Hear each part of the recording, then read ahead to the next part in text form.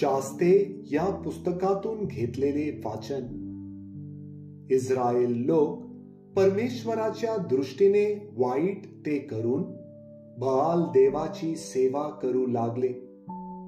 आपल्या पूर्वजांचा देव जो परमेश्वर, ज्याने त्यांना मिस्र देशातून बाहेर आणले, त्याचा त्यांनी त्याग केला आणि अन्य देवाच्या म्हणजे सभोवतालच्या राष्ट्रांतील देवांच्या नादी लागून त्यांच्या चरणी लागले आणि यामुळे त्यांनी परमेश्वराला चीड आणली. परमेश्वराचा त्याग करून त्यांनी बाल आणि अष्टारोत यांची सेवा केली. म्हणून इस्रायलवर परमेश्वराचा कोप भडकला. त्याने त्यांना लुटारूंच्या हाती दिले आणि त्यांनी त्यांस लुटले. त्याने त्यांना त्यांच्या सभोवतालच्या शत्रूच्या हवाली केले. म्हणून त्यांचा आपल्या शत्रूंसमोर टिकाव लागेना.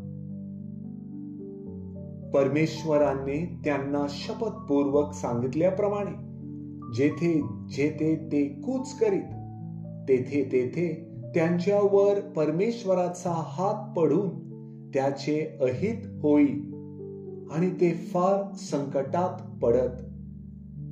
मग परमेश्वर शास्ते उभे करी आणि ते त्यांना लुटणाऱ्यांच्या हातून सोडवीत.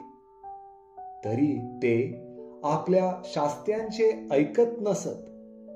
ते व्यभिचारी मतीने अन्य देवांच्या नादी लागून त्यांच्या चरणी लागत. त्यांच्या पूर्वजांनी परमेश्वराच्या आज्ञा पाळून चोखाळलेला मार्ग त्यांनी त्वरित सोडून दिला आणि आपल्या पूर्वजांचे अनुकरण केले नाही. जेव्हा जेव्हा परमेश्वर त्यांच्यासाठी शास्ते उभे करी तेव्हा तेव्हा त्या प्रत्येकाबरोबर परमेश्वर असे आणि त्या शास्त्यांच्या हयातीत तो त्यांना त्यांच्या शत्रूंच्या हातून बचावित असे. कारण त्यांच्यावर लोक जुलूम करीत आणि त्यांना गांजीत, ह्यामुळे ते कणहत असत. म्हणून परमेश्वराला त्यांची कीव येई. तरी पण शास्ता मरण पावला म्हणजे ते पुन्हा उलटून अन्य देवांची सेवा करीत आणि त्यांच्या चरणी लागून आपल्या वाड वडिलांपेक्षा अधिक बिघडत. ते आपला दुराचार आणि दुराग्रह सोडित नसत. प्रभूचा शब्द. देवाला धन्यवाद.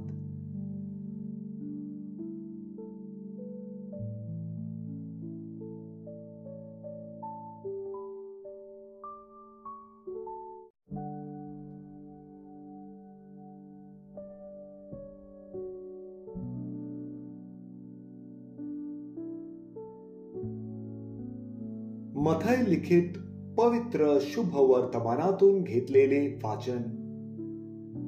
एक जण येऊन येशूला म्हणाला, गुरुजी, मला सार्वकालिक जीवन वतन मिळावे म्हणून मी कोणते चांगले काम करावे?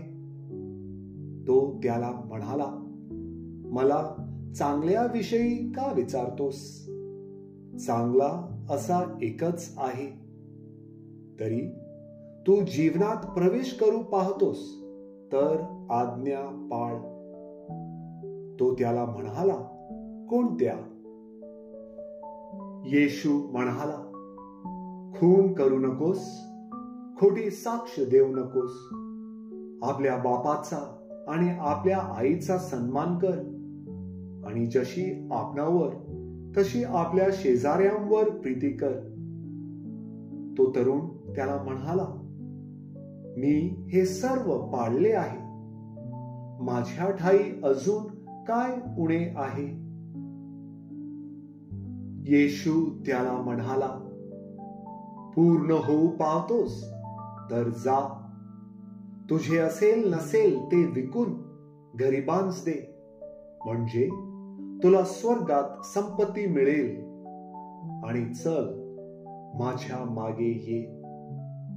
पण ही गोष्ट ऐकून तो तरुण खिन्न होऊन निघून गेला, कारण त्याची मालमत्ता बरीच होती.